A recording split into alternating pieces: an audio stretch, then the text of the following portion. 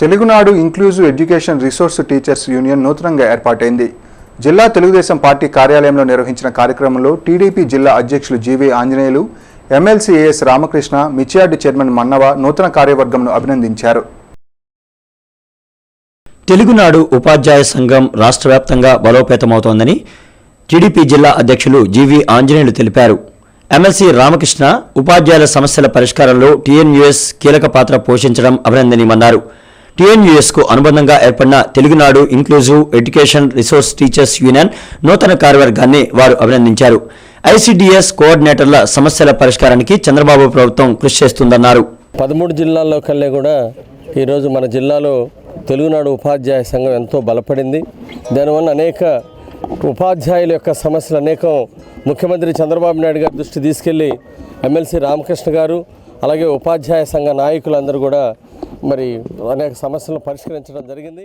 ఈ ఐఈడి కోఆర్డినేటర్లకి వాళ్ళకి ఉద్యోగ భద్రత ఇవ్వాలని చెప్పని, వాళ్ళ యొక్క జీతాలు పెరగాలని చెప్పని నేను కోరిన పిదప ఆయన ఆల్రెడీ కేంద్ర ప్రభుత్వానికి సంబంధిత అధికారులకి ఒక రిప్రజెంటేషన్ కూడా వీళ్ళ జీతాలు పెరగడానికి సంబంధించినటువంటి ఫైల్ కూడా పెట్టడం జరిగింది.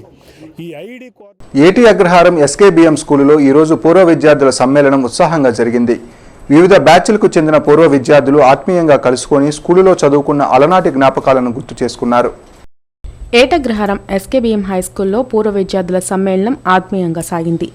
పలు బ్యాచ్లకు చెందిన పూర్వ విద్యార్థులు కలుసుకొని ఉత్సాహంగా గడిపారు. ఈ సందర్భంగా పూర్వ విద్యార్థులు ఒకరికొకరు కలుసుకొని ఎస్కేబిఎంలో చదువుకున్న అలనాటి రోజులను గుర్తు చేసుకుని ఆత్మీయంగా గడిపారు. అదేవిధంగా ఆనాటి ఉపాధ్యాయులు జగన్నాథం, మోహన్ రెడ్డి, జ్యోతి, సుశీల, సాంబరెడ్డి తదితరులను ఘనంగా సత్కరించారు.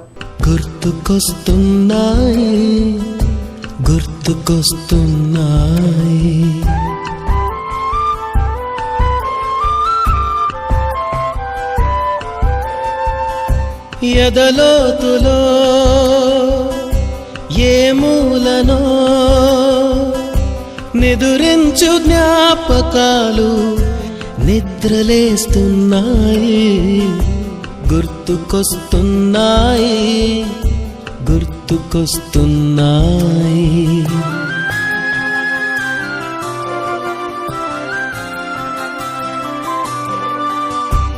ఈ గాలిలో ఏ మమతలో. ఈ సందర్భంగా పూర్వ విద్యార్థుల సంఘం ప్రతినిధులు దొంతిరెడ్డి శ్రీనివాసరెడ్డి, సురేష్, కాజా, ప్రతాప్ రెడ్డి మీడియాతో మాట్లాడారు. ఎస్కేబిఎం స్కూల్లో చదువుకొని ఉన్నత స్థానాలకు చేరుకోవడం గర్వంగా ఉందని చెప్పారు. దశాబ్దాల క్రితం కలిసి చదువుకొని తిరిగి మళ్లీ అదే స్కూల్లో కలుసుకోవడం మరపురాని అనుభూతిని మిగిల్చిందన్నారు. తమ అభివృద్ధికి దోహదం చేసిన ఎస్కేబిఎం స్కూల్ అభివృద్ధి, విద్యార్థుల చదువుకి తగిన ఆర్థిక సాయం చేస్తామన్నారు. ఈ రోజున మేము ముఖ్యంగా మా పాత విద్యార్థులను పిలుచుకొని వాళ్ళు అలాగనే మా పాత ఉన్నటువంటి టీచర్స్ని, మాస్టర్స్ని అందరూ పిలుచుకొని సన్మానం చేసుకున్నాము.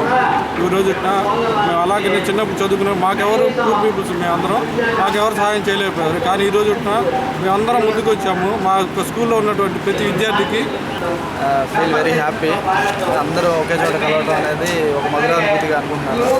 టీచర్స్ అందరినీ చూస్తుంటే మా పేరెంట్స్ని రిపీట్ చేస్తున్నట్టు ఉంది.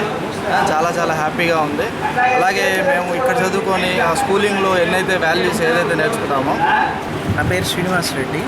నేను ఈ ఎస్కేబిఎం స్కూల్లో 6th to 10th క్లాస్ చదివాను. 6th తర్వాత ఇప్పుడు ఆఫ్టర్ లాంగ్ టైం చాలా సంవత్సరాల తర్వాత అసలు ఈ మీట్ ఎందుకు అరేంజ్ చేయాల్సి వచ్చిందంటే, అసలు మేజర్ పర్పస్ ఏంటంటే 10th తర్వాత చాలామంది ఫ్రెండ్స్ మేము డిస్పర్స్ అయిపోయాము. ఎవరో కొంతమందే మేము వాళ్ళ యొక్క కాంటాక్ట్స్ వాళ్ళతో స్టిల్ రిలేషన్ అనేది మెయింటైన్ చేస్తున్నాం. బట్ చాలా వరకు మా ఫ్రెండ్స్ అందరము కొంతమంది 10th ఆపేశారు, ఆయా వృత్తుల్లోకి వెళ్ళిపోయారు. కొంతమంది ఇంటర్మీడియట్ ఆపేసిన వాళ్ళు ఉన్నారు. కొంతమంది ఇంజనీరింగ్ వల్ల వేరే వృత్తుల్లోకి వెళ్ళిపోయి టోటల్గా మాలో ఉన్న ఆ రిలేషన్ అనేది ఇదైపోయింది. సో ఇప్పుడు మా ఫ్రెండ్స్ సురేష్.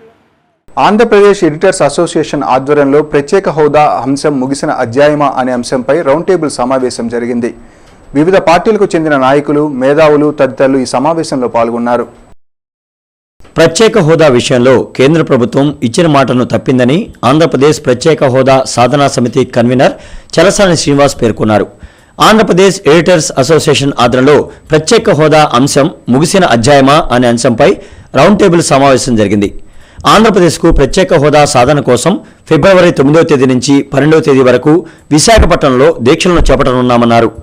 పార్టీలకు అతీతంగా ప్రతి ఒక్కరూ ఈ దీక్షలకు మద్దతునివ్వవలసిందిగా ఆయన విజ్ఞప్తి చేశారు. మాకు ఇచ్చిన హామీ ఏదైతే ఉందో ఆ రోజు అప్పుడు అన్ని హోదా రాష్ట్రాలకు ఉన్న రాయితీలతో కూడిన ప్రత్యేక తరగతి హోదాని మేము అడిగాను తప్పితే ఉట్టి ప్రత్యేక తరగతి హోదా కాదు.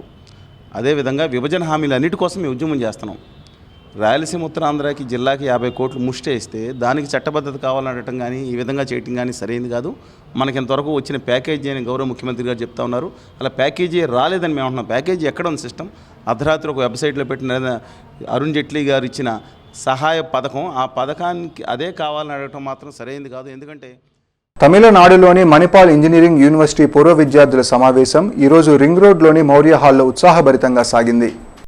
జిల్లా కేంద్ర సహకార బ్యాంక్ చైర్మన్ ముమ్మినేని వెంకట సుబ్బయ్య, మాజీ చైర్మన్ నల్లపాటి చంద్రశేఖరరావు ఆధ్వర్యాన జరిగిన ఈ సమావేశానికి ఆంధ్ర, తెలంగాణ, తమిళనాడు రాష్ట్రాలకు చెందిన పూర్వ విద్యార్థులు హాజరయ్యారు. 50 ఏళ్ల నాటి తమ కళాశాల రోజులను నెమరువేసుకున్నారు. ఆత్మీయంగా ఒకరికొకరు పలకరించుకుని కుశల ప్రశ్నలతో మమేకమయ్యారు. ఈ సందర్భంగా మాజీ విద్యార్థి, జీడీసీసీ బ్యాంక్ మాజీ చైర్మన్ చంద్రశేఖరరావు మాట్లాడుతూ 50 ఏళ్ల నాటి మిత్రులను కలుసుకోవడం మరుపురాని మధురానుభూతిగా ఉందన్నారు. టీఎంఏపై గారు లేనట్లయితే ఆ కాలేజీ మేము ఇంజనీరింగ్ అయ్యేవాళ్ళం కాదేమో. ఆ సందర్భంగా మేము ఇంజనీరింగ్ పూర్తి చేసుకొని కూడా 50 సంవత్సరాలు అయింది. ఈ సందర్భంలో మా కాలేజీలో పూర్వ విద్యార్థులందరం కూడా అక్కడ మెజారిటీ తెలుగువారే ఉండేవాళ్ళు. అందుకని అందరం కలిసి ఈ విధంగా సంవత్సరానికి ఒక్కసారి పూర్వ విద్యార్థుల సమ్మేళనం జరపాలని నిశ్చయించుకొని మొట్టమొదటి విజయవాడ, తర్వాత హైదరాబాదు, తర్వాత విశాఖపట్నం, 4వ తడుగా ఇక్కడ గుంటూరులో ఈరోజు ఏర్పాటు చేయడం జరిగింది. దాదాపు 150 మంది మా పాత విద్యార్థులు వచ్చి అందరం కలిసి ఎంతో సంతోషంగా పాత జ్ఞాపకాలను గుర్తు చేసుకుంటూ నెమరు వేసుకుంటూ చాలా సరదాగా గడుపుకుంటున్నాం. కమ్యూనిస్టు యోధులు ముత్తిరెడ్డి శ్రీరాములు సంస్మరణ సభా కార్యక్రమం ఈరోజు అరండల్పేట వావిలాల సంస్థ కార్యాలయంలో జరిగింది. సిపిఐ ఎంఎల్ ఆధ్వర్యాన్ని జరిగిన కార్యక్రమానికి వివిధ రాజకీయ పార్టీలు, ప్రజా విప్లవ సంఘాల ప్రతినిధులు హాజరయ్యారు. దోపిడీ వర్గాల నుండి పేదల విముక్తికి ఆజన్మాంతం పోరాడిన విప్లవ కిరణం ముత్తిరెడ్డి శ్రీరాములని ప్రజా విప్లవ రాజకీయ సంఘాల ప్రతినిధులు ముక్త కంఠంతో పేర్కొన్నారు. ఆయన ఆశయ సాధనలో పునరంకితమవుతామని ప్రకటించారు.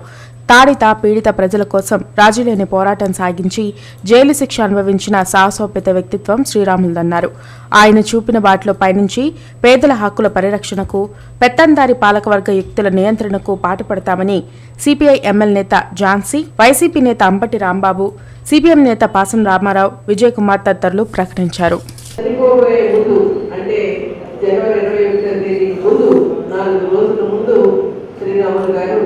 తన యొక్క పార్టీ సభ్యత్వాన్ని రెన్యువల్ చేసుకుని సంతకం పెట్టి తన స్వయంగా ఆ తర్వాత 3 రోజులు హాస్పిటల్లో చనిపోయారు. ఇలాంటి ఇంతటి విశిష్టత అనేటువంటిది అందరి కాంగ్రెస్కి దక్కదు.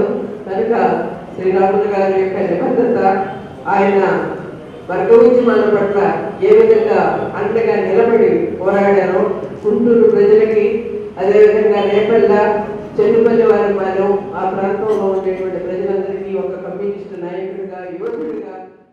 వెంకటేశ్వర విజ్ఞాన మందిరంలో నంది నాటకోత్సవాలు కొనసాగుతున్నాయి. 11వ రోజు కళాకారులు ప్రదర్శించిన సాంఘిక నాటకాలు సందేశాత్మకంగా సాగాయి.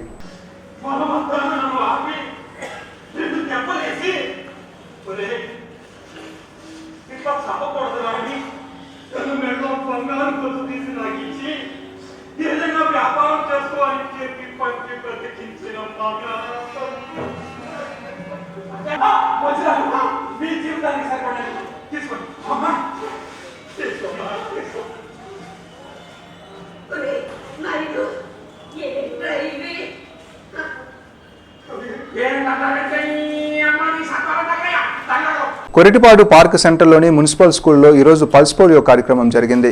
ఎల్వీఆర్ అండ్ సన్స్ క్లబ్ అధ్యక్షులు రాయపాటి శ్రీనివాస్ ఈ కార్యక్రమానికి హాజరయ్యారు. 5 ఏళ్లలోపు చిన్నారులకు పల్స్ పోలియో వ్యాక్సిన్ అందించి శిబిరాన్ని ప్రారంభించారు. పోలియో బారి నుండి చిన్నారులను రక్షించుకునేందుకు తల్లిదండ్రులంతా తమ పిల్లలకు పోలియో వ్యాక్సిన్ అందచేతకు ముందుకు రావాలని శ్రీనివాస్ పిలుపునిచ్చారు. సిటీ వార్తలు సమాప్తం. నమస్కారం.